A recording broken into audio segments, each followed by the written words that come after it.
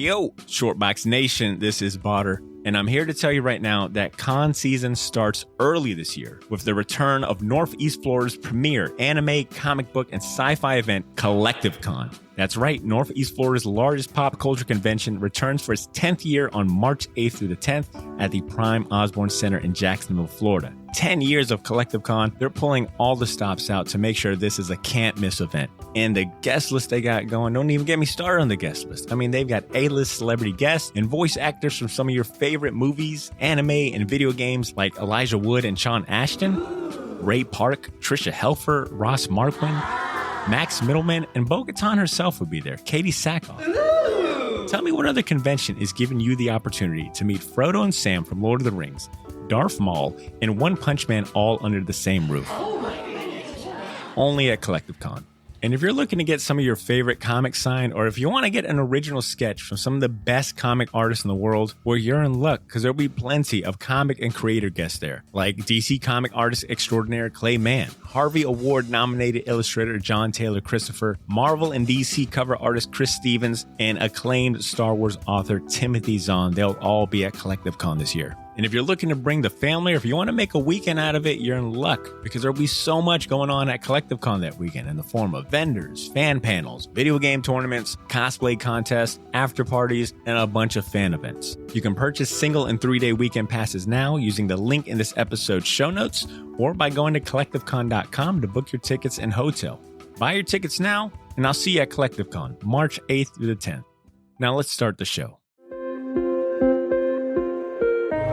What do 1960s psychedelic acid rock, American might makes right action films from the 70s, and giving Batman a chance to laugh with his worst enemy have in common? One thing. A guy named Brian? Okay. Although his name isn't Perseus, Gilgamesh, or Osiris, his name is revered in hushed and not-so-hushed tones throughout all of comic fandom. You've seen his covers. You've drooled over his line work.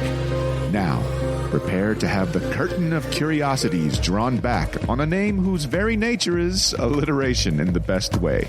The Short Box is proud to present the bombastic Brian Bolland. Or is it Bolland? We'll have to ask Botter for sure. Speaking about current news and headlines, just for an icebreaker talk, have you guys seen the headlines that J.J. Abrams and Ta-Nehisi Coates are doing a Superman reboot? Okay. Yeah. Okay. Yeah. I had two. Yo, welcome to the show. I had two friends post the article, and one of them, all the comments were just crapping on it, and the other one, all the comments were like, "So excited for this." How could they crap on something that doesn't exist yet? You know how comic fans. they are. I mean, I understand. I'm just saying. Shit, it's us too, to a certain point. Yeah, we're doing it now. Yeah. All right. I thought no, and I saw a picture. For that article, it showed Michael B. Jordan. Stupid ass. No, I did. I literally have seen tons of That's not pictures what I of saw. Michael B. Why Jordan. did you say that like you were trying to edit what I was saying? Like, I saw a picture of Michael B. Jordan. No, Superman? The picture I saw was the as the president Superman. Yeah. Right. Yeah, and I was like, which one he is. Yeah, I was like, oh shit. Like, is this for real? I'd be excited for that. Look, Superman, here's my official stance. Wait, who else is doing this? J.J. Abrams. What's he have to do with this? He's the director. He's got it's under his production company, Bad Robot. This is a show. Oh, it's a movie. It's a movie. Okay. Yeah. What were we saying? Okay. Yeah, I thought it was a comic. I thought he was trying to get his kid some more. No. Spider-Man. That little 10-year-old boy. Right, Spider-Man. Come on. My dad didn't get me this gig. My father. No, his kid's writing the new Star Wars. He's passed that there off. you go. Wait, what were we saying, Dusty? I was going to say, like, fucking Superman at this point in American history is like Johnny Appleseed. So I don't give a shit. Like, they could be like, Superman's going to be like a fucking dinosaur in this next movie. And I'll be like, okay, cool. Is this going to be a new, like, retelling, or is this... Yeah, it's supposed to be a reboot. I don't know. Another reboot. We don't even know if Henry Cavill's attached to it. Like, he might still be a part of it. Dude, I hope it's fucking happy as shit. Like, I hope it's no Snyder. real sad fisherman spider. Or Oh Superman? my god! I got all these powers. Who am I? Who am I, Superman? I'm invincible and fly, and I got heat vision. You know what what a sucks? bummer.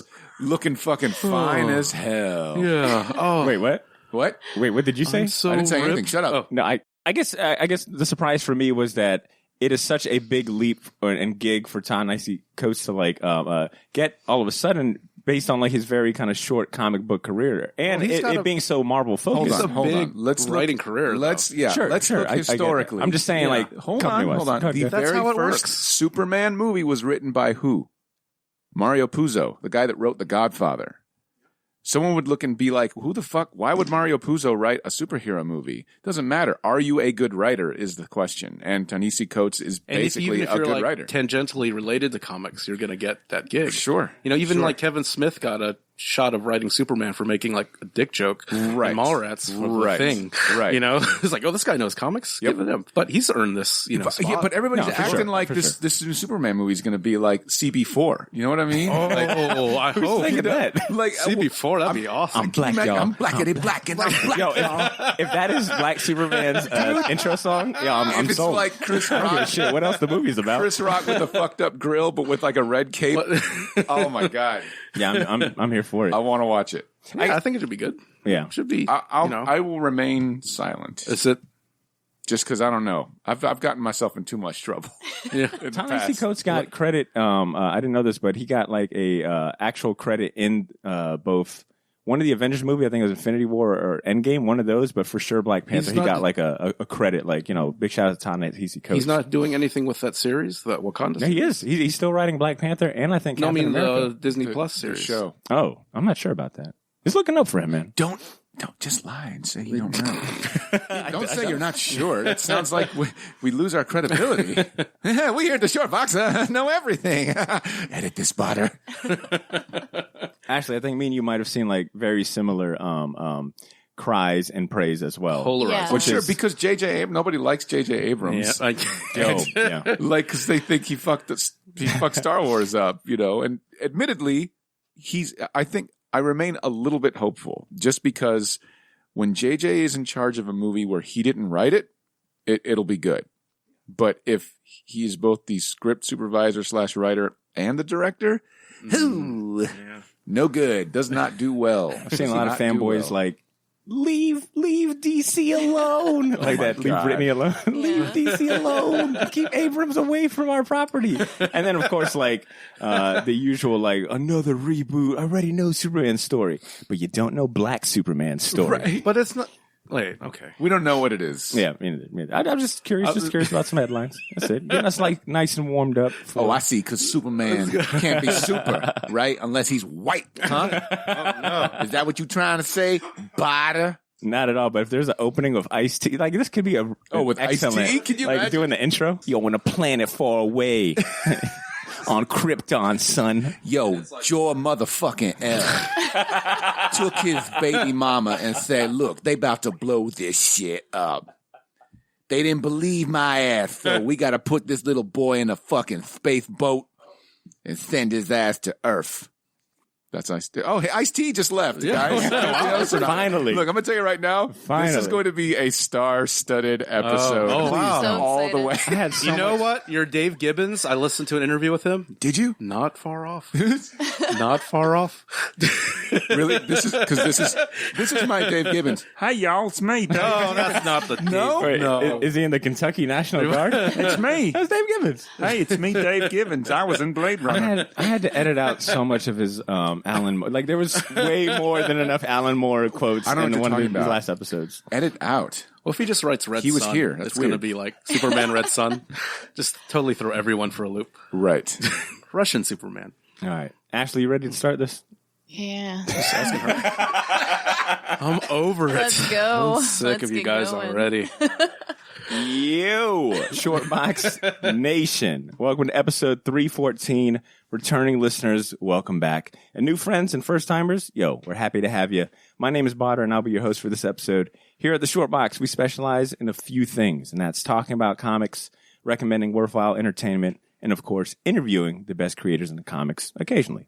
And if Cesar's superb intro didn't clue you in already, today we're putting a dedicated spotlight on the British comic artist Brian Bolland, who'll be the latest entry in our long-running... That's not how you say No, Bolland. That's how he says it. Seriously. Yeah. Oh, really? Yeah, I listened to an interview. That's Okay, what Brian Bolland. My Yeah. bad. My bad. No, not your bad. It's okay. Ball. Brian Bolland. Leave it in. It's gold. So he'll be the latest entry in our long-running series of Artist Spotlight episodes. But before we get into that, I'd like to introduce my panel of longtime friends and co-hosts here with me in the Shortbox studio today, starting with my right-hand man and the voice that you heard in the intro. It's Cesar Cordero. Ooh, slippery and wet. Oh, Okay. Bon Jovi? Yeah. No. Is that Bon That's Jovi? Bon Jovi. Yeah, Yes. 7 out of 10 for that one. Next up on the mic. I'm just trying to do. I'm actually now just trying to ratings. say. I'm trying to say things that Instant make feedback. Botter feel weird. Next up on the mic is the high-performing art machine, Edbot 5000, a.k.a. Mr. Edmund Danzart. Pornograffiti 2? There you go. Is it? There you go. Yeah. You didn't know that reference, Molly. I didn't. It just sounded cool. I can't, I got it. And last but not least, on the Right. fourth mic You're is up. the first lady of the short box, Miss Ashley Lanny Hoy. Hey guys. No, I'm not What up, doing Ash? that nerdy shit. Yo, what up, Ash? Hey.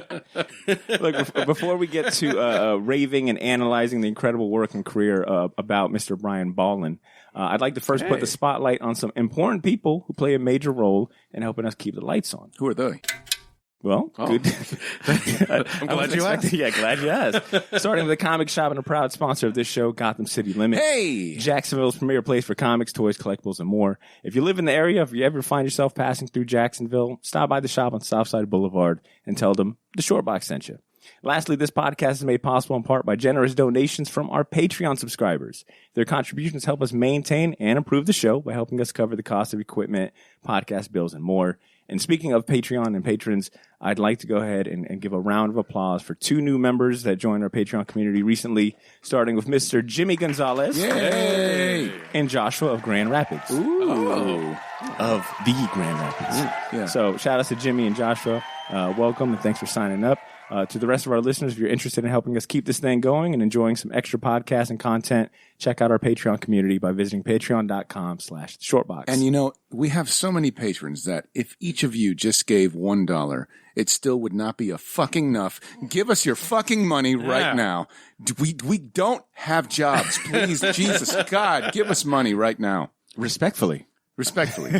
All due respect, give us your fucking money. Yes, please.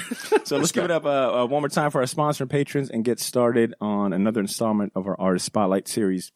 This one marks the 14th episode. We've been doing these Artist Spotlights for 14 episodes now. And this is the actual first one of the year. The previous two that we've covered most recently have been Fiona Staples back in episode 307. We've also covered Art Adams prior to that in episode 293. And just like our other creators and artist spotlights, Brian Bolland was picked by our Patreon community. Mm-hmm. Well, actually, Bolland tied with Dave Gibbons, and then we broke that tie a couple episodes ago. But Brian Bolland will be the first British comic artist that we spotlighted for this series.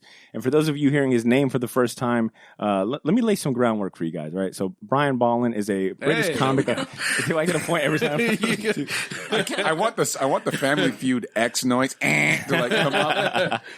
We just need fucking Gonna Steve Harvey to be like, "Who's a Bolland?" with a purple ass suit. Yeah. Brian Bolland is a British comic artist, writer, and colorist. He made his debut in the mid-'70s working on a comic book series titled Power Man. It was a superhero comic specifically distributed in Nigeria and also introduced the country's first superhero.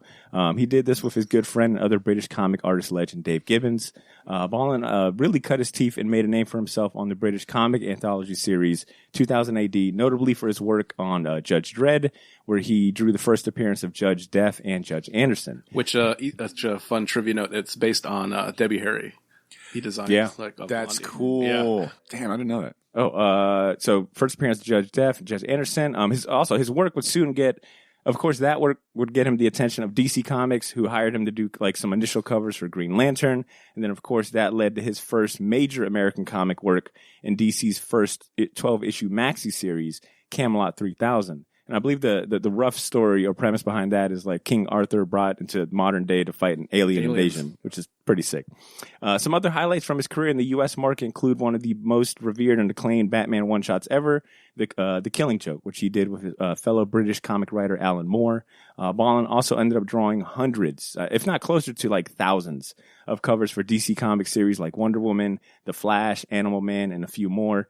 He's now semi-retired and almost exclusively only draws comic covers. His most recent bodies of work that I was able to find, outside of like some independent comics and fanzines and whatnot, have been like variant covers for recent issues of the new Rorschach series by Tom King and Jorge Fornes, and also like variant covers for Future State. He did the variant cover for Future State Dark Detective #4, and then a variant cover for Detective Comics #1000. So he's still putting out work currently, but just mainly in that kind of cover space. You did like I said, a really great job in that intro, and I was curious, did you learn anything new about Bolland? Okay, so one, yes, pretty familiar with Bolland's art, which is pretty interesting considering he's one of those guys that I think we've talked about in the past where he doesn't have like an extensive like run on something, right? Like where it was like, oh, his run on Bliat whatever is this, but it was like notoriously slow, like a lot of our cover artists that we featured. Like Adam Hughes, Art Adams. But so yes, very familiar with his work. However, what are some new things that I learned about Brian Bolland? Here's a new thing.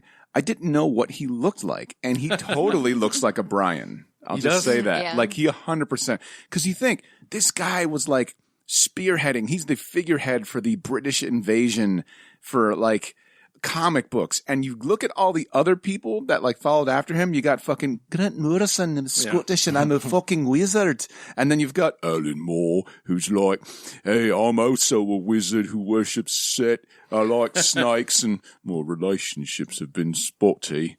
That's why. And then you've got like fucking Garth Ennis, like freaking Mark Miller would count too. He's more, recent. They're characters. But they all have like very, very, they're all like bands, right? Yeah. Like they all have like crazy looking when he was young, he had that long hair. Well, sure, because he was a psychedelic dude, right? Yeah. So like, but he's like the unassuming dude. Yeah. Like it's like, hello, it's me, Brian Bolland. Bolland. See, I fucking get it. He can't even pronounce his own name. That's right. So we don't feel so bad here at the Short Box. But yeah.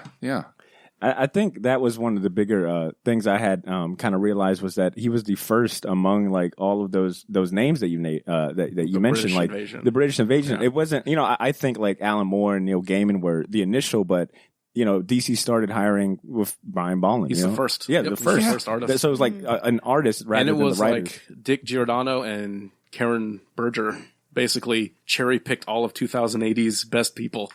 Come work for us. Yep. Ashley, what you learned? Did you do anything new during your research? Yeah, so I was familiar with his artwork just from like the comics that I'd read, mostly from like the college library. But I didn't know anything about his personal life. So when I found out that he grew up in a house where his parents weren't really into like literature or music or art. He was on a farm. And then he went to art college and like really appreciated comics. It made me like him a whole lot more. Yeah, because when he could go into town, I was listening to an interview. He said these were like treasures for me because otherwise I'd be doing chores and helping out on the farm. But when he could go into town and go to the newsstand or the grocery store, like getting these comics were like treasures to him, which is awesome. Which is like when we were kids, these are awesome gems for sure. Yeah, and to be like self-taught too, right? He went to art school, but drawing comics wasn't like what they were teaching him. No, because even like until maybe like fairly recent history, like comics weren't even considered a worthwhile art. No, unless he went to like the Andy Kubert school. Yeah, Andy Kubert or like Ringling or Savannah. Ringling didn't really have like a sequential program until after I left. Really? There were 2 classes that I could take. Gotcha. That were like half year. They were like 1 semester classes. But that's it. Now they really are like seeing the art form and really like teaching kids how to do it correctly. Yeah, that's cool. And he did his thesis on Neil Adams in our school. And it's funny because I was listening to this interview with a 2000 AD guy, and the teachers, no one knew who Neil Adams was because, he's an American comic book artist. And then he included a picture of him, and it's the like we were talking about this earlier, but it had the that typical Neil Adams, shit-eating grin. And the teachers thought that he made him up. He just made up this guy for this paper. Thinking he was a real person. So he had to bring in like the books and stuff to prove this is an actual Mr. American Bolland. artist. And it was for a design What's this class. person you're talking about, Mr. Neil Adams? If he really exists, he looks like fucking Alan Thicke from Growing Pains. He does look like that guy. What else is interesting is that a lot of Brian's artwork and earlier stuff is just recently getting like reprinted, like that Power Man series, based on like, the Nigerian superhero that him and Dave Gibbons created. Like that wasn't, re-released until recently. And, his bigger stuff from 2000 AD, like a lot of those Judge Dredd stories are really hard to find in like print or collected or anything really. I forgot who it was because I know 2000 AD, they had like an American kind of imprint. And I thought, was it IDW that was reprinting those original, like those big black and white, kind of like the Marvel Essentials of the old Judge Dredds? I forgot who it was. It was IDW. Yeah. So, but yeah, they're starting to, all that stuff is Case starting files. to, the case files. Yeah. Yep, exactly. Ed, what would you say are like some signature trademarks or like common tropes when it comes to Bolland's like art style? Like, how would you describe his style?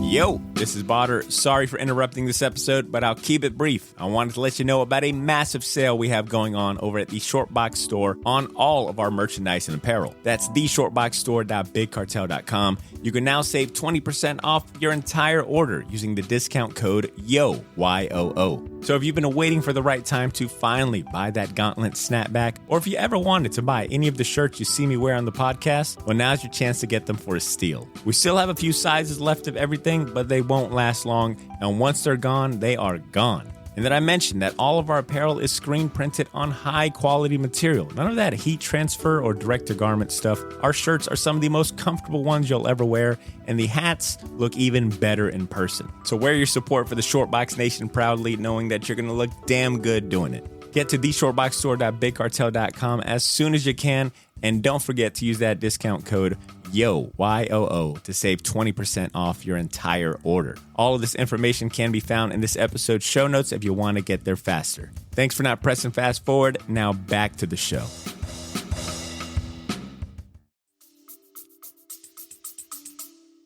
Man, it's, like I said, he uses, like, seeing his work in black and white, you got to see this stuff in black and white, because he uses a lot more black than you'd think, like just solid blacks.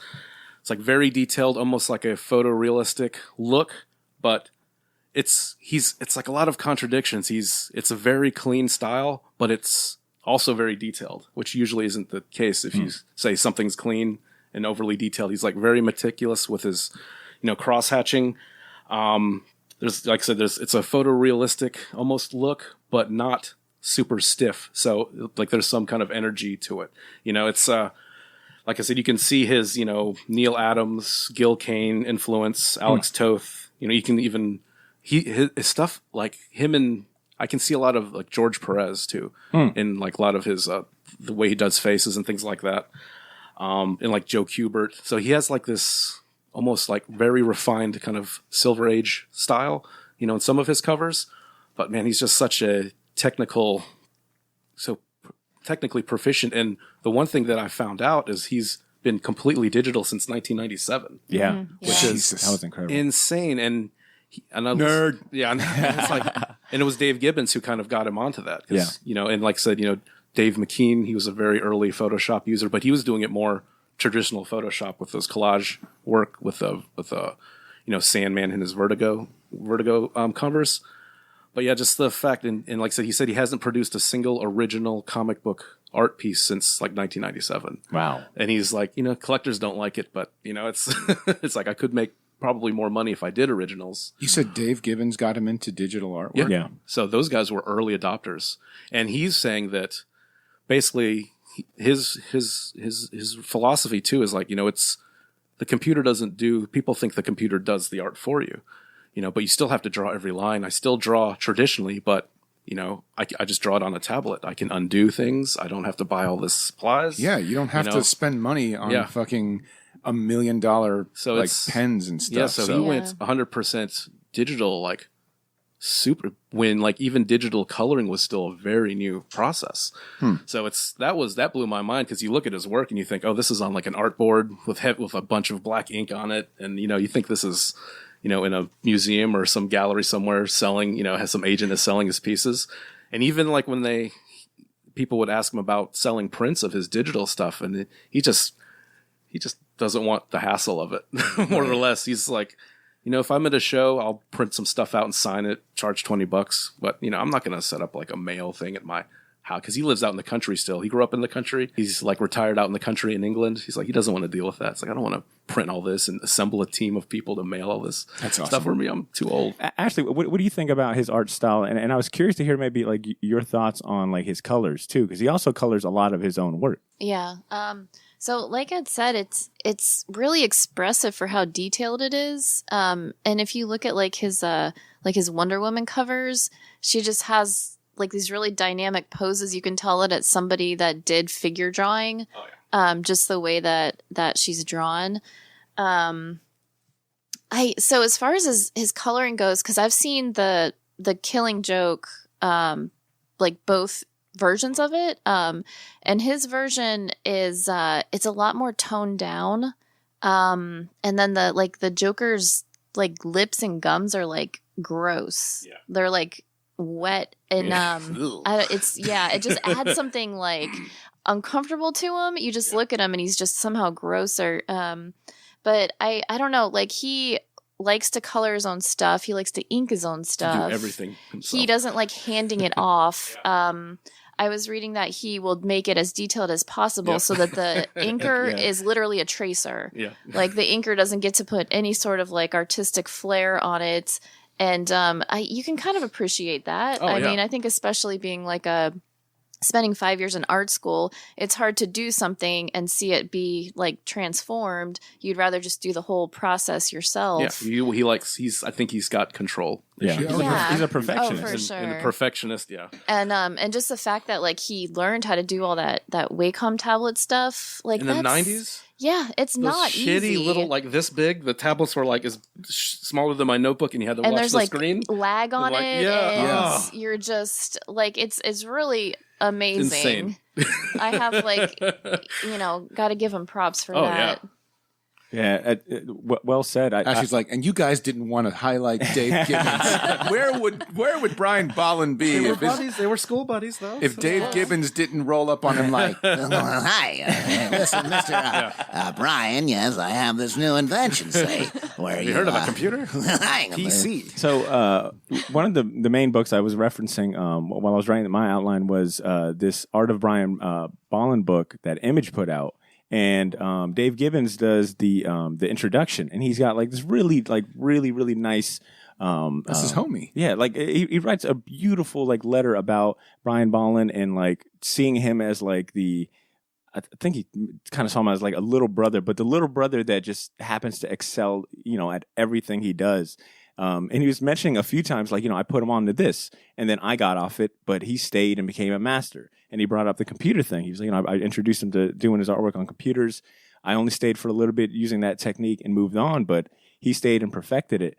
And I think it speaks to like that overall perfectionist mentality that he has, because some of the words, when I think of his work and his career is like, he's very confident. I think just like from his artwork alone, it's just there's something like very strong about all of his figures and things like that. But he also unwavering kind of comes to mind. I think you guys like kind of loosely brought it up, but when he did the Camelot 3000 series, him and editorial were kind of like butting heads a few times because they wanted him to like base the first issue cover based on like Ross Andrews sketches. And he was like, nah, fuck that. I'll do my own shit. Am I drawing this or what? Yeah. And then talking about like, some of the things he does with inking, I had read that like because he was going to have an inker, like he made the pencils obnoxiously like super tight and detailed where, there wasn't nothing left to do.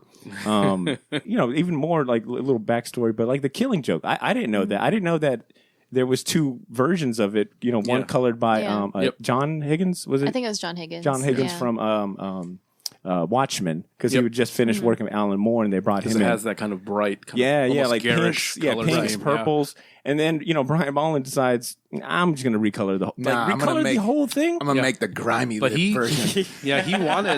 That's more of what his vision was, and then he was like, I remember just listening to him, and he's like kind of shocked at how the colors came out, because this is not what I said. What the fuck? Yeah, he's not afraid. And there's a few stories like that throughout his career where he don't take no bullshit. Yeah. And much like his descendants artistically follow suit, and where they'd just be like, nah, we're Alan Moore for sure. Sure. As he did the same thing writing wise, right? Alan Moore would lay out the storyboards for the artist and say, this is what I want you to draw. There's no room. They would say he would draw like a page just for like a panel, like a page of details. Yeah. And Grant Morrison has been guilty of doing the same thing. They're two opposite ends of the same coin. Of the same wizard. Yeah. Yes. I mean, he comes from a counterculture movement, right? He's a child of the 60s. Yep. So and on top of that, he's the fish out of water, right? He's not going to be that buster that you fucking front on, He's not just going to be fucking rolled over. He's like, no, I know why I'm here, and I have the fucking skills to back it up. You came to me. Right. Right. So I was flipping through Killing Joke, and I ended up reading the Dark Judges, the Judge Dredd Dark Judges series, which is fucking great. Of course you did. And one thing I'll note is Butter's like, wait, violence, death, destruction? Wow. And how much is that the Batman Who Laughs is just a direct ripoff of Judge Dredd? Yeah. From 1980. we was talking 1980. And I was talking to C, I wonder if Scott Snyder's ever gone on record saying I completely saw how badass Judge Dredd looked and ripped that shit. Silently covers his Judge Dredd comics. 2000 AD, never heard of him. But Bolland is spectacular at drawing emotion, and specifically horror, anguish, and dread. And the trifecta. God. Trifecta for him. I see what you did there, Butter. Don't judge me. That's it. I like that. Am I right, guys? But I mean, in all honesty, he draws some of the most uncomfortable and just these expressions that I'm really empathizing with the pain they're feeling.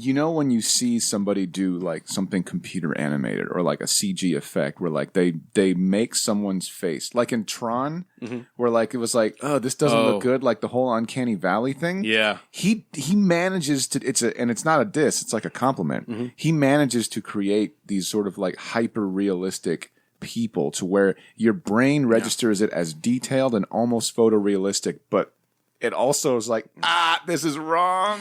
It's making me feel weird. These juicy ass lips. And then that's why I think his Joker is so striking, is because he does do these photorealistic, crazy, more reality based, a Neil Adams. Look at the damn when Joker's holding the cat by the scruff. That's one of my favorites. God, it's great. Insane. And just having him so distorted, juxtaposed with all the other characters, he just stands out. It's just a lot more striking. Yeah. So Ashley, we've kind of spoken about how he currently only exclusively draws covers, and I had read somewhere that cover artists, top tier cover artists, can fetch upwards to 10 times more the normal page rate for an interior comic book artist, which sounds like a pretty sweet gig, right? But I was curious from your perspective, maybe you can provide some professional insight. What are some pros and cons when it comes to being a comic cover artist? Well, this is what I've always found, is because I've done, a little bit of comic work, and I've always done my own, well, not always, but it is hard to hand it over. I've handed over pencils and seen the inks and been like, this is terrible. I've also had to Name do names. Yeah. Sorry. Fucking Ed. I'm just saying. Fucking Ed. That was so funny. We'll talk about this off the air. Yeah. Petty. Keep recording. I've also had to do pencils, inks, and colors myself. And by the time you go through the layout, do the pencils, do the inks, get to the colors, you're so sick of just looking at these same pages over and over again. I'm right here, Ashley. Yeah, Testicle Town. Yeah, geez. So I think that, if he was just doing like cover artist, like, yeah, that's the gig you want. Yeah. And I've heard that like you can do maybe a couple covers a month and make as much as like a interior artist. Yeah. That's nuts. And you have total control, and it's one image. But the pressure is on because you're selling the book. Because that's basically, a good con. you know, you have, I think, you know, there's a lot more expectations put on you. Yeah, but he's like a Alex Ross to me. Like he takes his time, and it's like a work of art. And I don't really like if he does interiors, like that's amazing. But if he just sticks to covers, that's fine. And he's smart. It's like, why would I do all these interiors when I can make the money just? And like I've heard him say that he likes doing covers because it's like you said, he doesn't have to look at the same stuff all the time. He can do this character 1 month, this character over here. He's got this variety of things he can do, and it just makes it more interesting to him. Mm-hmm. I think on this topic, one of the best compliments or best ways I've seen it put was that when it comes to like Brian Bolland, his artwork is so good on covers that regardless of who actually drew the interiors, like when you think of Animal Man, like his artwork is normally the first one that like kind of instantly springs to mind. I know that's true for me when it comes to the covers that he did for Jeff Johns' 2000s Flash run with Scott Collins. Like Scott Collins did all the interior. It's a great Flash. It's like one of my favorite comic book series out there, but I always think about how badass the covers are. What you got against Scott Collins, bro? Nothing at all. I got him on speed dial. Potter's walking it back. I ain't walking nothing Potter's back. talking shit. I'm just saying that Brian Bolland's covers on that series, I would spend just as much time looking at the covers as I was like skimming through, like actually reading the book. And I think that's just a sign of a really good cover artist is like they kind of, to Ed's point, since it's the first thing you see, I think it leaves that very permanent I don't think there's any harm in saying that it's cool to just buy them for the covers too, right? I've been doing that a lot more lately. Yeah, you could, because they have, I don't remember there being comic book picture frames back in the day when we were younger, but now there are. Yeah, right? Like specifically, you didn't just take like a dollar store frame, shove your comic in there. Like you can put an actual like comic book in a picture frame specifically made for it, and then hang it up in your house. Like who wouldn't want fucking Brian Bolland's artwork up, hanging right next to something else that you treasure and revere as artistic? Well said. And see, I'm glad you spoke up too, because I really want to hear your thoughts on this one topic, but first I want to go on commercial break. Oh, you son of a bitch! we got bills to pay, so let's go ahead and toss it to commercial, and we'll be right back. Hey, Shortbox Nation. Sorry for the interruption, but we want to talk about one of our favorite comic shops that happens to be a proud sponsor of this here podcast. You're talking about Gotham City Limits. Whoa, Batman, what are you doing here? It's just me, Potter at sea. I've got laryngitis. But you know what doesn't have laryngitis? Jacksonville's premier location for comic books, collectibles, toys, and more. Oh, and don't forget, pool customers get 10% off their comics. Shut up, I'm talking now, punk. Gotham City Limits offers free bags and boards. And 20% off trades and hardcovers. I don't need a Robin for this ad spot. But Batman, you're forgetting about the most important part about Gotham City Limit. It's a comic shop welcome to everyone, for the diehard collectors and the new fans. I told you I'm not Batman, but have Alfred get the car ready. I'm rich, so it's on me. We're going to Gotham City Limits to spend some money on comics. All right, and we're back. Hey, no. Something needs to be addressed. This is how many times you've done this to me? Toss right before you asked me a question. Airing of grievances. I think this is number 3. And I think it's a pretty good tradition, right, guys? Like, I kind of like it's a good break right in the middle. You know what's a good addition? A knife in your ribs. Oh! You sit right next to me. Remember? Wow. I'll sneaky spider your ass. We're still friends, though. We're still friends. We're having fun. Well, see, I was curious. Do you think, on the topic of him being primarily a cover artist, do you think that his legacy is lessened in any capacity for not having a deeper catalog of interior work, especially when like you compare him to like his peers or maybe some of the other artists that we've covered in this run? What do you think? Not at all, man. I mean, the fact that we're talking about him now kind of answers your question, right? Like the whole idea that somebody like Brian Bolland's artwork is so we've used words like hyper realistic and like disturbing, and it like any good art. It challenges you, right? So when you look at one of his pieces, it's like, fuck, this is nuts, man. Like usually all his, and I think it's a testament to maybe why he chooses to stay in the cover game is because he gets a chance to more or less do an artistic interpretation of what the story is, as opposed to I am drawing man or woman jumping up off panel into next panel. They are doing this now. And not to discredit the art of sequential storytelling, but there is something to be said about one page. This is what the story is about, or I can do a weird ass interpretation. We were looking at a picture that it's Two-Face looking in a mirror, but half of his face is Batman, and then the other, his reflection for some reason, is half Commissioner Gordon, half Two-Face, weird ass looking thing where you're like, what is this book about? I don't know. And it's like, it kind of goes into the surreal, into the abstract. And you could say Brian Bolland is somewhat of a post-impressionistic artist. You could say, and not be in the wrong at all, or not sound snooty, because he fucking earned it. And one thing I don't think we've spoken about is this is a multiple Eisner Award winning artist. He won Best Artist for The Killing Joke. He's won multiple. Just believe me, he's won multiple. He's won Eisners in 3 decades. For sure. And I mean, he's won. He almost multiple ran Eisners. the table for Best Cover Artist in the 90s. He had 5 or 6 years Best Cover Artist. Yeah, Best Cover Artist in 92, 3, 94. He's looking at all these in the 90s, looking at all these jits Oh, Jim Lee. Yes. Interesting. And you know what? Look at these image blokes. He's won an award for every single cover run that he's done. He's won an award for Animal Man, Wonder Woman, Flash, Legends of the Dark Knight, Invisibles. Invisibles are awesome. Insane. So Ashley and Ed, outside of I think a lot of people look at the cover for Killing Joke as one of his more iconic bodies of work. But I was curious, outside of that, what are some of your favorite bodies of work by Brian Bolland? One of mine, I just saw when I was doing research for this. He did this. It's like another looking in the mirror. It's a Jonah Hex, which is because I love those C-list weirdos. But there's Jonah Hex, part of his head looking in a mirror, shaving, and in the back there's like a nun with a shotgun pointing at him. Oh, see, it's like what is that story about? Yeah, it's like that. That's a cover that okay.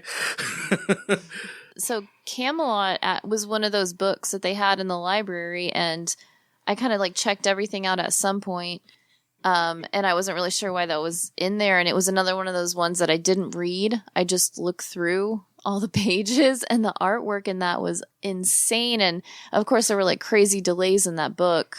And it took them forever to get it out, but you can tell it's worth it. It's so detailed. I need to go back and actually read it, not just look through over it. the artwork. Yeah. I'll say one of my favorite as far as covers. He did a cover for Justice League of America, number 190 from 1981. Oh, yeah. And it's the cover where it's I think it was part of a 2-part Starro story. Oh yeah, where it has it on their faces creepy. Yeah, but it's creepy. And I actually ended up buying a now they've got short boxes with cool wraparound cover art. Well, that was one of the cover arts that they put on a short box, and I had bought it because I was like, "This is a really weird fucking cover." And then I ended up learning, this is a Brian Bolland fucking cover. And I think it is such an eye-grabbing and engaging, interesting cover because you've got, I think I counted 9 or 8 of the premier, DC superheroes on a cover, and you decide to hide their face behind this weird purple starfish. It was, it's really cool to kind of just stare at it and think about man, he doesn't deliver the what you would expect. I do like that he kind of thinks outside the box. Yeah, there's one I saw that's an earlier this is before I guess Brian Bolland became Brian Bolland signature stuff. He did this Elvira House of Mystery, which looks like a Neil Adams style cover. Very different, a lot sketchier and looser than what he would become, but just seeing because like I said, he even admits that he was when he started, he was pretty much trying to be like a Neil Adams clone before he evolved into his own style. And I'm going to say for the listeners, I'm making notes here to kind of collect all of these covers, and we'll just kind of post them on Instagram or something like that, so you guys can take a look. Why are you looking at me? No, nothing. Since I mentioned it, I did post. What do you think about your cover, C? Thanks for asking, Potter. I would have to say. Yeah, jump on in, buddy. I would have to say. We didn't see there. I'm still stabbing you in the ribs. No, I'm just going to say, if you're going to put a thing on Instagram, make sure you put that creepy ass Joker cat. I got it saved already. That's the fucking. That shit still scares He's holding me. it up by the scruff of his Yeah, neck. it's just like, hey. Have you seen that one? No, I haven't. Are you serious? Sounds amazing. Yes, It is one of the most. well. It's like, you know how Joker like infects fish and they have smiles. Yeah. He did it with a cat, and it's like, no, like you feel bad, but it's terrifying. Cat might be Yeah. digging it. He might be all right. I don't think he is. Oh. I hate it so much. I like it. Right? Thank you. That's exactly how I feel.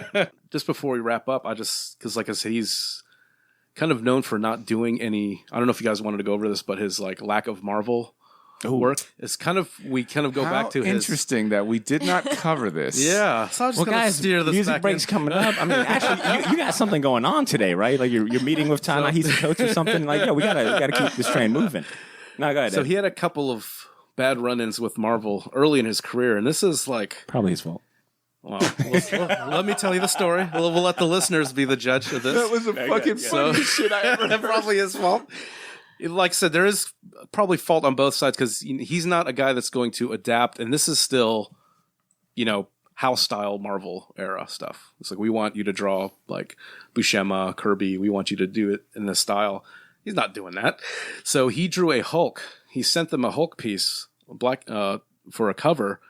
One of the editors he liked the drawing, but he didn't like the face they drew. So without telling Brian, they basically superimposed a Sal Buscema Hulk face over the face of his drawing without telling him.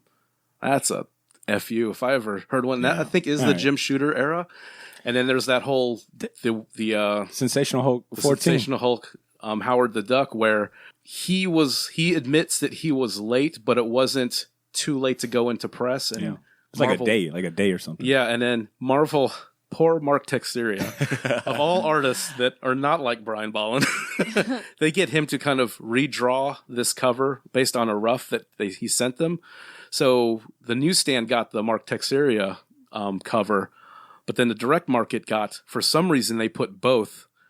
They put the Mark Texeira and then they put Brian Boland's over. So Mark gets ridiculed twice. And then they put a note in, and Marvel didn't throw him under the bus. They're basically, looks like we made a boo-boo. Let's fuck the Puerto cover. Rican guy over. Yeah, it's like poor Mark. tale as old as time. Young Mark, he's just trying to get into the business. He's not established yet. Yeah, it's but- terrible. Oh, that old yarn. Yeah. All right, so I can see your point, Ed. Yeah. Marvel might have been at fault a few times. And he's not going to go with the status quo. He's going to kind of call his shots, which is admirable. And the fact that he has the clout to do that. for sure, Even just starting to do that, And that Sensational Hulk comic's kind of hard to find. The She-Hulk? Yeah, I'm sorry, the She-Hulk. Thank you. That number 14 with that Brian Bolland cover is really fucking hard to find. And to Mark Texeri's credit, he did a really good job getting as close as possible. Yeah. To that. But it's like a definitely not his wheelhouse. His style is, he's a stylistically completely different artist. Right. Yeah, well said. Ashley, any closing remarks? I do feel like he's a little underappreciated just because I read this. Do you guys read this article about Image having to pulp thousands of his Art of Brian Bolland book because it was just taking space in the warehouse for way too long? They were trying to sell it for wholesale so they didn't have to just pulp it because it was costing too much to just keep this whole section of the warehouse for this Art of Brian Bolland book. And that made me really sad because Yeah. he's really good. Damn, I did not know that. I might go Yeah. buy a second copy just because. Somewhere Todd McFarlane's hey, we gotta get my art book in there somewhere. That Art of Brian Bolland book is pretty spectacular. If you wanted a book or something deeper dive than what we just curious. provided, What's the price? Was it priced out of? Well, it was free for me because I stole Botter's copy. Oh, nice. I did the old I'm borrowing it and never give it back Nice. shit. I mean, what did the chumps pay for it? If I remember correctly, it was $40. That's not bad. It was $40. That's not Dude, unreasonable. for a hardcover art book, Yeah, that's thing? about right. Yeah, no, it's $40 is not bad. Yeah. Yeah, buy Marvel's your own putting copy. those things for $100. Those Man. hardcover. Botter's now, omnibus his things. eyes are darting over his shelf. Did that motherfucker actually take that shit? You didn't put your name on this list. The checkout list. But if you want something outside of Killing Joke, might recommend his Batman Black and White story that he wrote very and cool. drew in black and white, of course, in issue 4, from the original run from the 90s. And then last but not least, Judge Dredd, the Dark Judges Saga. which it's been collected in a few times. That's what I'm saying about Judge Dredd. They're collected in weird ways, and I think certain stories are marked differently. But if you can find the Dark Judges saga, is that the Gaze into the Fist of Dread? Hell yeah! Punching him in the face? One of the most iconic fucking comic book memes and images out there. And then, of course, to your point, Camelot 3000 is available on the DC Infinite app, all 12 issues. That's like next up on my reading list. So yeah, that brings us to the end of this Brian Bolland Spotlight. I want to go ahead and get started on our second segment of the show. But before we do that, we'll play a quick little music break. I got some new beats from Mecca the Marvelous. This one here is called Ayo. So we'll play some music, and when we get back, we'll go ahead and talk about some new comic books from this week, and then recommend some worthwhile entertainment that we feel will respect your time. So stay tuned.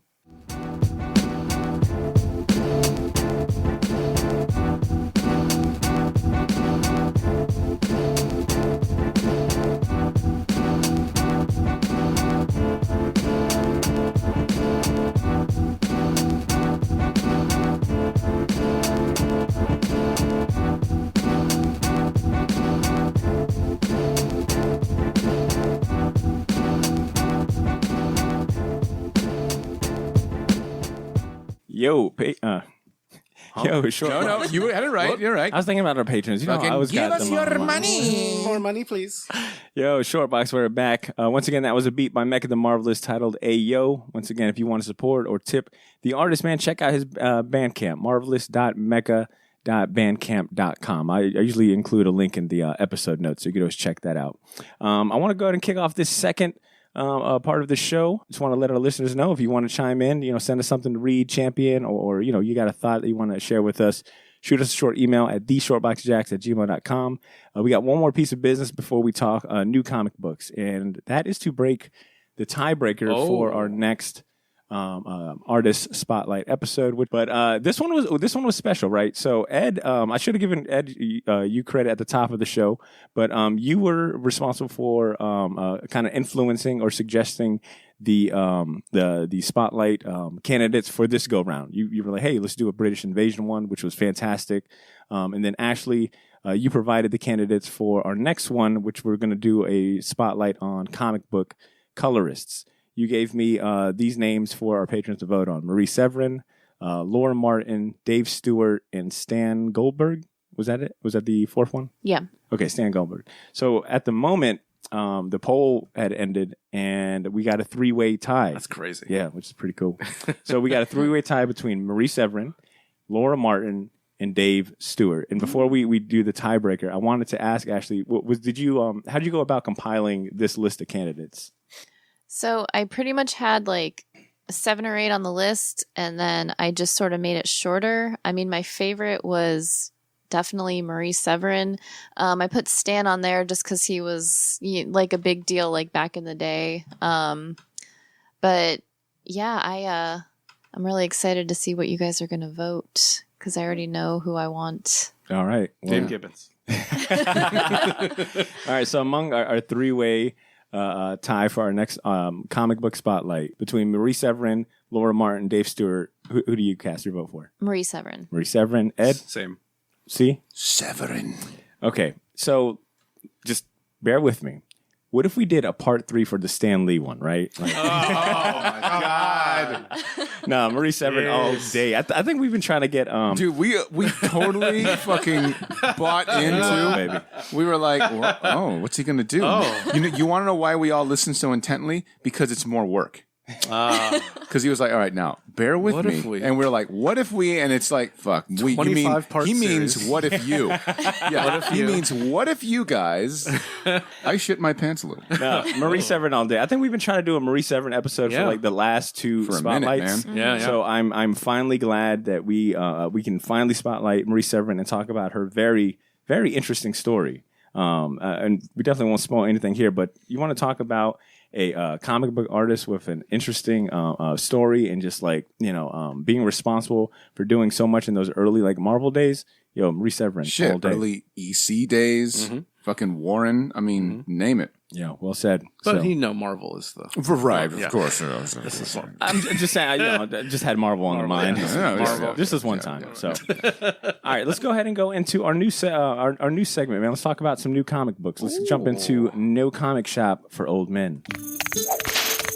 No comic shop for old men. No Comic Shop for Old. You like that shit?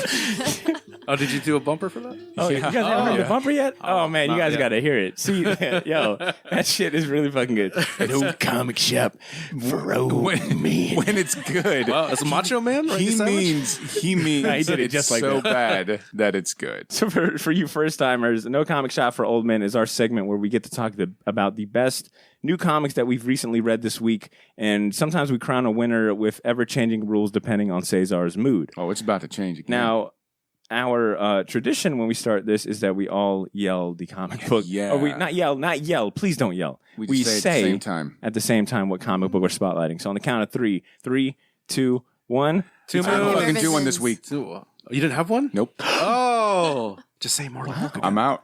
Just say Mortal Hulk. I thought about doing that. Well, I was thinking. I think one rule should be you can't repeat the same title. No, fuck the following week. Oh. No, because then I'm not going to do it. Mortal Hulk 6, All right, Mortal Hulk 7. Well, I guess we'll do You great. guys, We'll do great for timing. It's a three-way now. Three-way. You guys Okay. gotta do it. I'm out of right. the game. Well, I had then, drill. I didn't have time. Fair That's enough. fair. Fair Yeah, enough. fair enough. Ashley, how about you kick us off? What's the new comic book that you want to spotlight? So I'm doing Black Hammer Visions. I actually read a lot of stuff this week. Like, not to rub it in, but Wow. Lot of Thanks. stuff. Ooh, Miss Free Time over here. Right. I work full time, and I had time to read. So I'm doing this one. It's so Black Hammer Visions. It's like I think it's 8-issue sort of mini series, and it has different writers and artists doing stories of like different Black Hammer characters. And this universe it's really cool. And there's a lot of it. So if you've never read Black Hammer before, it's easy to just be like, hey, let me read one of these one-shots and see what these characters are all about. This one is written by Patton Oswalt, and the art is, the art is Dean Kotz, who does the usual Black Hammer artwork. So usually written by Jeff Lemire, but he doesn't draw it. Oh, Well, thank God for that. I think I'm kind of coming on your side with this Jeff Lemire thing. Don't tell me. Yeah. You guys are sharing Feed that some You'll pettiness. get there. You'll get there. that black hole of hatred that's growing. Petty twins I power. saw Black Hammer. Activate. I picked up a Black Hammer trade, like the 45, the 1945, and I was like, "It's all Jeff Lemire." Put it back. Yeah, and that's what's cool about Black Hammer is it comes out like Hellboy, where if there's like a storyline you don't want to read, don't read it. Just move on to the next one. Yep. But this one's about Golden Gale, and she has like reverse Shazam powers. Yeah. Well, they're the same as Shazam, except she's like an older lady trapped in a kid's body. She's internally a kid as a superhero. Oh, yeah. So it's a fun story, and I think Patton Oswalt did a good job, kind of like encapsulating like her, like she's in elementary school, like smoking cigarettes and getting in trouble. So, and I'm sorry, but hijack this, but I almost picked that too. And what's cool about this one shot, it's other students' perspective of Golden Gale. Yeah. So you're seeing her, it's like, and then you see like the next class is like, wait a minute, didn't you go to school? Like when they're grown up, it's like, you went to school. It's like, oh no, that's my cousin. So she's basically eternally, they've been in this world for so long, and she's just kind of they're all stuck at the same age. So I gotta get in on this. That's pretty cool. It's fun. Ed, what you got this week? This just came out. This is Two Moons. Let me see if I can pronounce these names. Dave Stewart colored it. Let's see. The writer is John Arcudi, and the artist is Valerio Giangiordano. Wow. Yeah. So this is a Civil War, almost like a Civil War horror comic. So like historical fiction. It's the main character is a Native American, but he was raised by, white folks, and he's a Union soldier.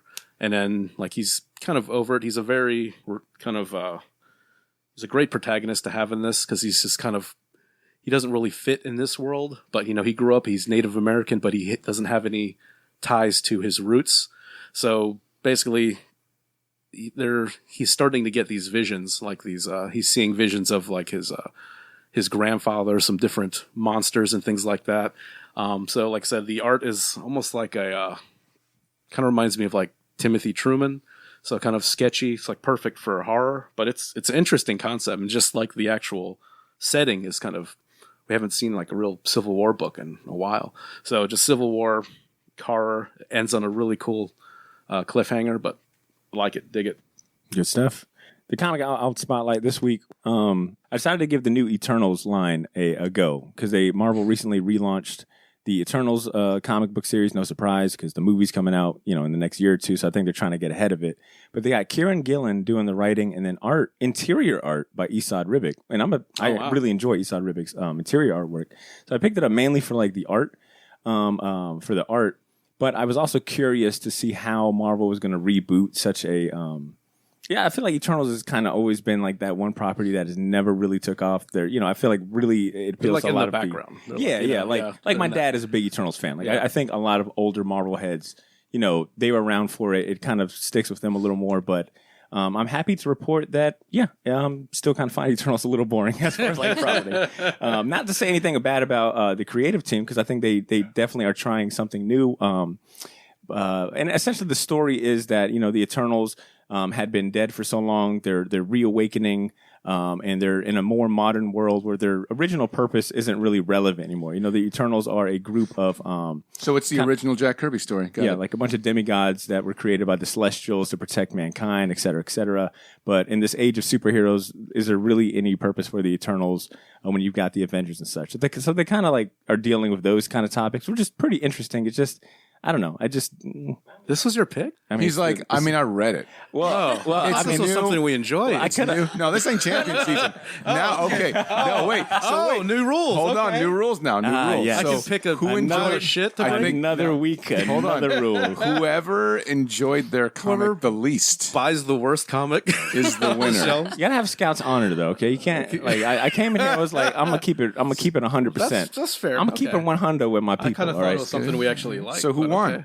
Ashley. I think Ashley all day because even Ed was backing up Ashley's pick. Come on. I almost picked that too. Yeah. So is that the rule?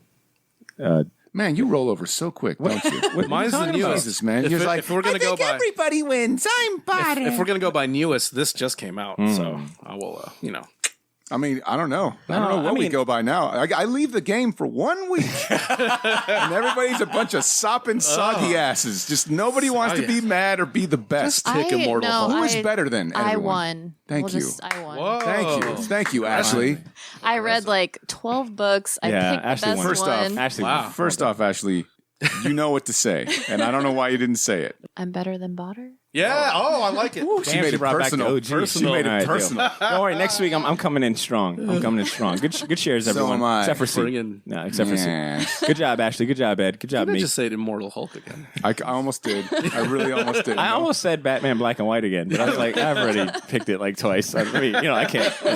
But to close out this segment, I did want to go ahead and share some comic book titles that our sponsor Gotham City Limit is recommending that you get on your pull list, your subscription, whatever it may be. Go to your comic shop and tell them that. Why are you suggesting this, Botter?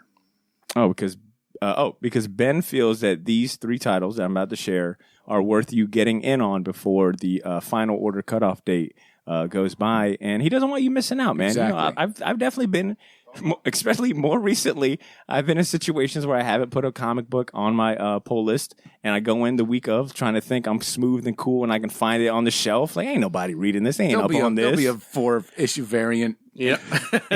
And to quote Charlie Murphy, wrong.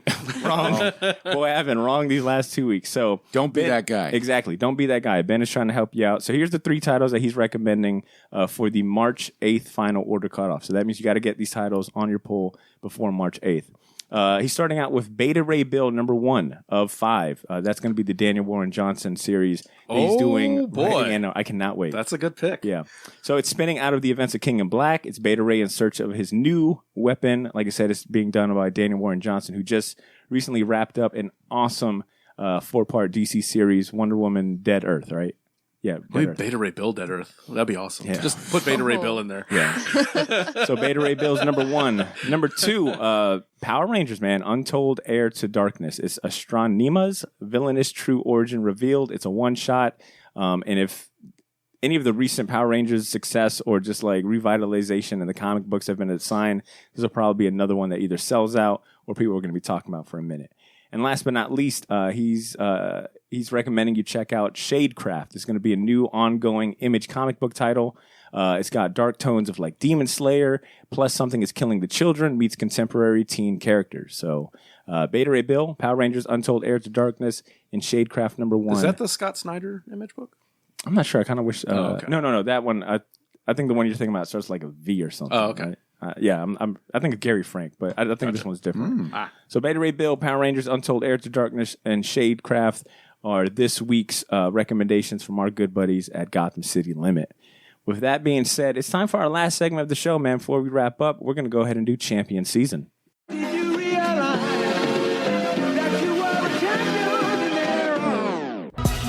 And Champion Season, for those of you tuning in for the first time, it's our last segment of the show, man. It's our chance to share some worthwhile recommendations that will respect your time. These are things that could be new or even old comics, movies, TV shows, or games that have recently become a personal favorite of ours, and we want to share it with the rest of the Shortbox Nation. Mine will not respect your time. All right, well, let's start off with yours. Let's get yours out the way and then get to the time-respecting ones. See, what are you going to champion today? So I have two champions, one old, one new. The old one is an anime called Wicked City, which I had never seen it. Yeah, that's classic. Until 2 or 3 days ago. And I made the mistake of watching it with my wife, who had this is a very, very, very, very, very, very, very graphic anime, which I did not know going in. I just know the guy that created Vampire Hunter. Yeah, well, I have the box. It doesn't say anything about a fucking monster tentacle porn. Like, it doesn't say anything about that shit. Is it anime? It went that way. There's a chance. Look, all I know is that always a chance. It's the guy that created Vampire Hunter D. So I was like, I'm ready for this shit. And I was not ready for it. That shit was raw. Fucked me up. But the animation is fucking on point. It's so slick, so smooth. Story is engaging. It's interesting. And I need to go to marriage counseling now. So the next champion I'm going to do is a YouTube channel called Defunctland.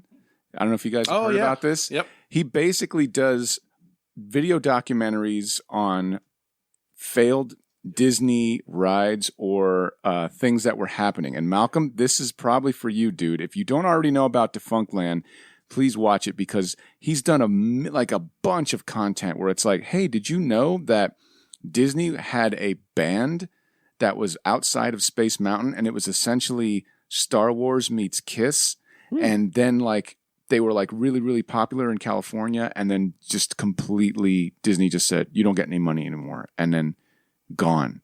But like the music was good, and it was like rock opera, like space, and like there was like a Wookiee on bass, and like I know what you're talking about. The band is called Halix, and there's an entire that guy did an entire documentary on that group. And Botter, let your little ears perk up, because I'm sure Blythe may have already heard of Defunctland. If not, drop that on her and pretend like you came up with it. Thank you. And I won't give you no credit. I appreciate it, brother. Thank you. I expect no less. But yes, Defunctland, any and all channels. He does a spinoff with TV shows too, doesn't he? I don't know about that. I haven't fallen that far down in the rabbit hole. I just watched the one about Captain EO, which was great, because I went on Captain EO when I lived in California as a little boy. But yeah, so those are my two champions. Word, good ones.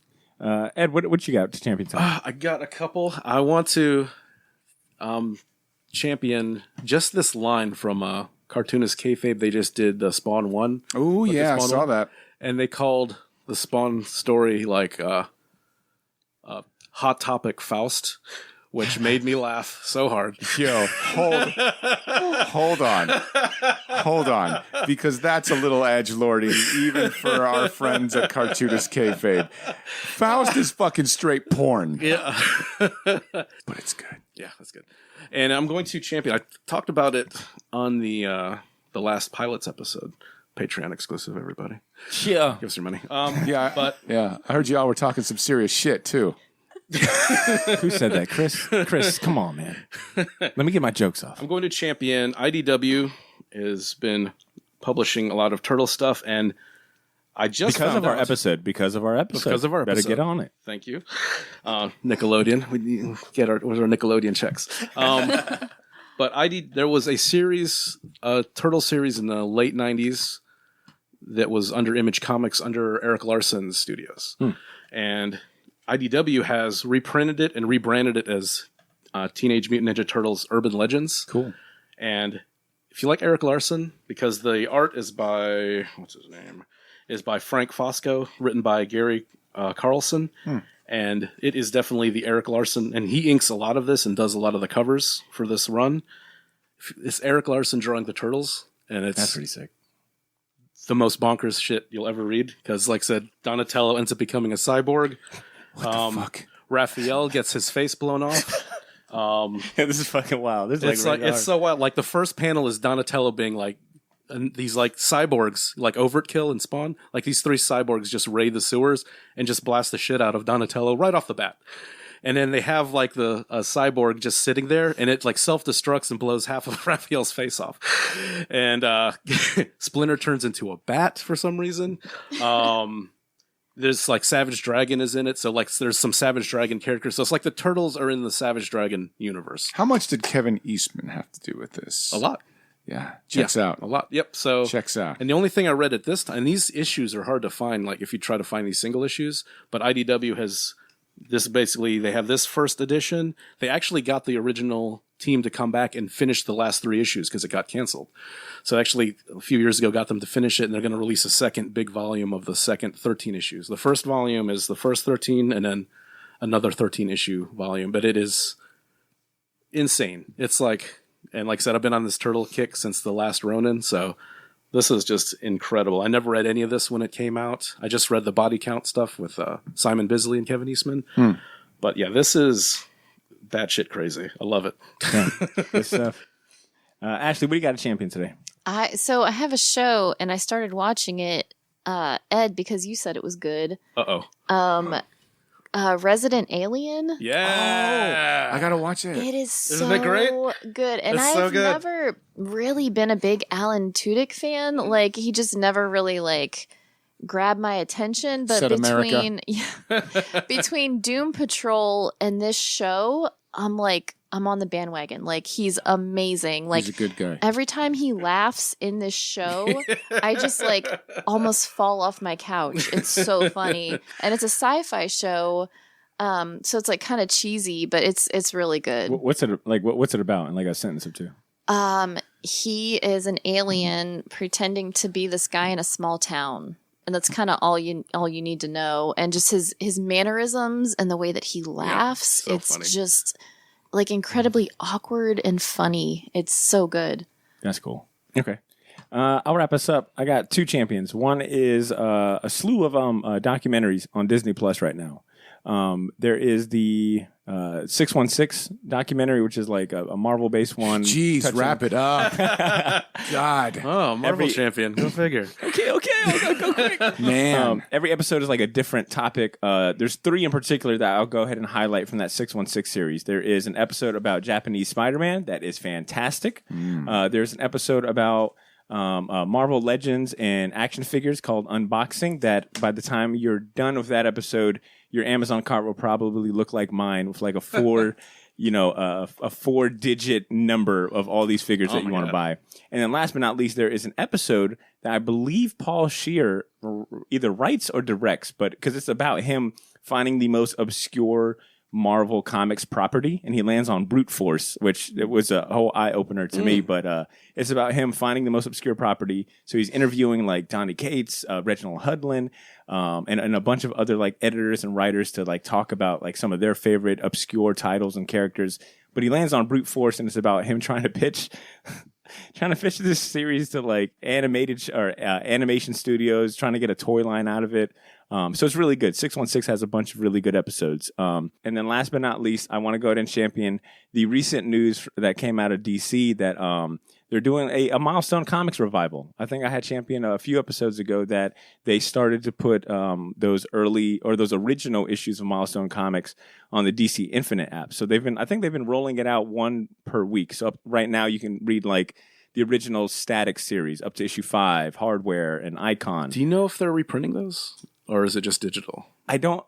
I feel like I might have seen something about them having reprint plans. I'm just not sure. Right now, I think it's strictly digital. Gotcha. And I think they're leaning more on the digital route because this Milestone Comics revival. So they're reviving the Static series, Hardware, and Icon series. Each one of these are going to be like 6 issues, and they're releasing them digitally first. So Static will come out. Static Season 1 is what it's titled. Comes out in April, followed by Icon and Rocket in June, and then Hardware in August. The best part about this news is that they are bringing back original Milestone members. So Reginald Hudlin's going to be back. Oh, cool. Leon Chills, as well as Dennis Cohen too. Cowan. Cowan. Thank you. So they're bringing back like the original founders and awesome. artists. And I guess supplemental too. And I'll just call back to another champion. But there's a really good short doc on Milestone Comics that Sci-Fi Channel did that talks about the history, the importance of it. That I highly recommend. And once you watch that, it'll kind of like, enhance like this news of them bringing back Milestone Comics. So those are my 2 champions. Oh, man. we get it, Butter. You're fucking awesome. Jesus, this guy. I know. It's hard, bro. It's hard out here. Well, look, listeners, that is the end of our show, man. Hopefully you guys enjoyed our spotlight about the great Brian Bolland. Hopefully you guys will check out some of the new comic books on the shelves that we mentioned. And if you end up checking out any of the champions or things that we champion and you like it or dislike it, or you just got some comments or thoughts to share, man, let us know. Shoot us an email or a message. I do want to go and say that next week, we'll, for all of you who have hit me up every single week asking about the WandaVision episodes, we are going to do a season finale episode next week, okay? So don't worry. We got you covered. We'll talk about that next week. Yeah, Butter doesn't care about your wants and desires. I do. That's all I think about. Oh, no. I don't care about your wants and desires. Go to YouTube and watch all the other fucking... WandaVision, all the Easter eggs you missed. Smash that like button and make sure you subscribe. Did you know that the Phoenix Mashup is a circus part of the episode where Wanda and fucking... That's going to be our whole episode. We're just going to talk like that. Is that what you want, guys? Is that what you want? Well, honestly, really? Is that the what best you want? part is I think C won't be here next week, so it'll be once again a nice synchronized. You know what? Just going to play the Agatha song. Yeah. Yes, that's right. But before we sign out, any shameless plugs, any things that you guys want to mention? Ashley, I'll start with you and work around the room. I got nothing. All right. Real quick. I wanted to say, Ashley, Ed, I should have done this a while ago. I apologize, but going forward, I've been including links to your stores and websites in the episode description. So if there's anyone listening that enjoys any of the without their consent, you sick bastard. Yes, I'm trying to make you guys money without your consent. Forgive me. But for any listeners that enjoy any of the podcast artwork, episode artwork that you see, and want to get prints or support our artists here, Ashley and Ed, check out the links in the episode description. Ed, do you got any plugs or anything else to add? Just Edbot5000 on most social media. Just look me up. Fantastic. C, what about you, man? As of late, nothing. As of late. There's something coming. In the see. works. Okay. We'll see. Okay. Is it something that I might know about? Oh. Okay. Yes. Yo, if you guys tune into the special Patreon episode, I'm going to go ahead and ruin all of Cesar's plans ahead of his rollout. Nah, okay. Without my consent. Without your consent, of course. That's how we roll. With that being said, ladies and gents, that is the end of our show. Pre-recorded outro about to fade in. In the meantime, come back next week and we'll talk some WandaVision. All right? Enjoy. Take care. Bye. Yo, Shortbox Nation. Look, you reached the end of the show. You guys know the drill by now, man. The convo doesn't got to stop here. If you got your own thoughts and comments, or you feel like maybe we might have missed something, or you want to enhance something that we spoke about when it comes to the great Brian Bolland, let us know, man. Shoot us a message, an email, either at our official email or inbox at theshortboxjacks@gmail.com, or hit us up on social media. We're on Instagram, Twitter, Facebook, all that good stuff. Just search The Shortbox Jacks. And like I was saying, next week we'll be talking about the WandaVision series when the season finale comes out. We've also got a special comic book spotlight planned for the upcoming Falcon and Winter Soldier series, so that'll probably drop right after that WandaVision season finale. And look, if the wait is too long for your liking, or maybe you just simply want more short box content and episodes, in the meantime, consider supporting the show and join our Patreon community. We've got tons of bonus episodes. We've got our Pilots License series on there as well. That's where we talk about comic book themed animated shows and cartoons. We've got merch that we're going to be dropping here real soon. Shirts, pins, stickers, all that good stuff. But our Patreon has a bunch of other things for you to enjoy if you are a dedicated and loyal Shortbox fan who wants more content from us. That'll be on our membership site, patreon.com/shortbox. Like always, I've got links to all this stuff that we talk about in the episode description and show notes, so check that out. And yeah, so we got plenty more coming up for you. And look, if you come back next week or not, thanks for tuning in this week. We always appreciate our listeners in the Shortbox Nation. Take care of yourselves and continue to make mine and yours Shortbox.